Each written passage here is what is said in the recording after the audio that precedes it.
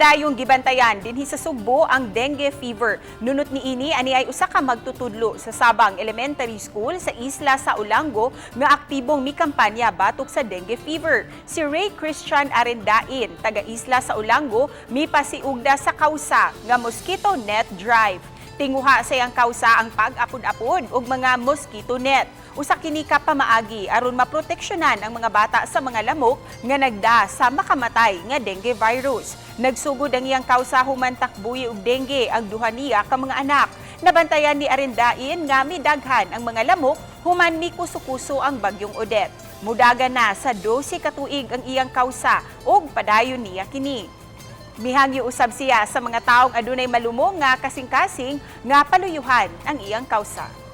Angyo kamontanan nga suportahan kining atong mosquito net drive o mamahimo kamo nga mupadangat sa inyong tabang through sa GCash 0977-463-3620 or mamahimo nga in kind sad no, i-PM lang ang akong Facebook account, that is Ray Christian Butalid Arendain.